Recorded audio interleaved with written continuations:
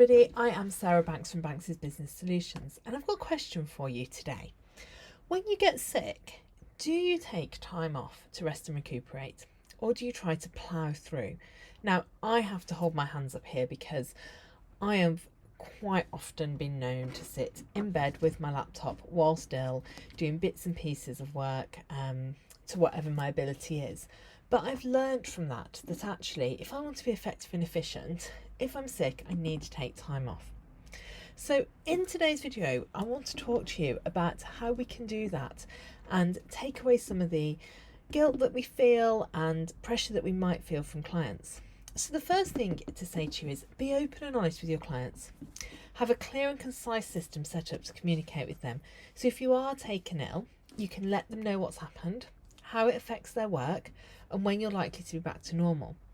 Now, this could be using something really simple, such as just sending out a text message to everybody from your phone.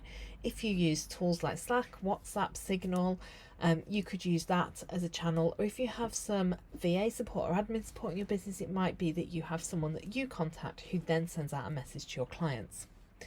Secondly, it's also time to think about contingency planning, because whilst it might just be a simple cold that takes you out for a day or two, what would happen to your business if you couldn't work for a longer period of time due to illness or a change in circumstances? And that's what I really want to focus on today. So firstly, make sure you've got a clear communication system in place and making sure that you do take time off if you're sick. But secondly, let's think about what your contingency plan should include. So the first thing is client communication, which goes back to that simple way of getting in touch with everybody to set expectations and inform them if you're not available. It might be an automated message, it might be a trusted team member that steps in, but having a way to communicate so you're not having to deal with responses from clients as well is really important.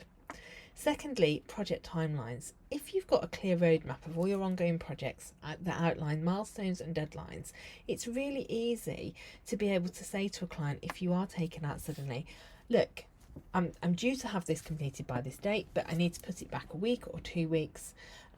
And that way then you can really communicate fully where you are with things and ensure that projects stay on track. So if you're going to be out for longer than a couple of weeks or it's time critical for the project, you can then allocate that to a team member because you know exactly where you are.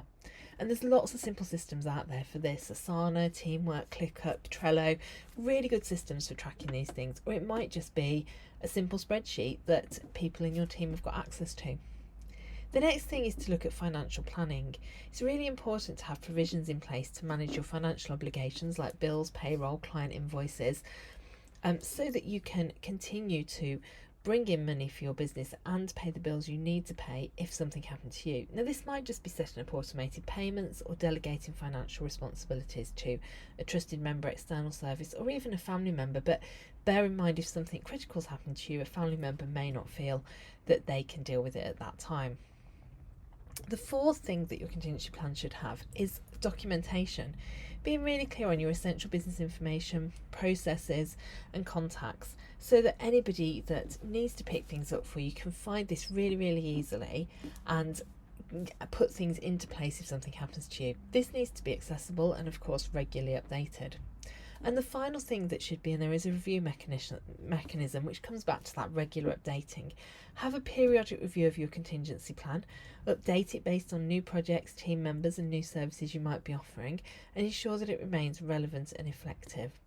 I hope that this has helped you today, and if you don't have a contingency plan in place, please do get in touch. I'd love to have a no obligation chat with you about how you can start to plan for the unexpected. Thank you for watching this video, and I hope you'll join me in another one soon. Bye for now.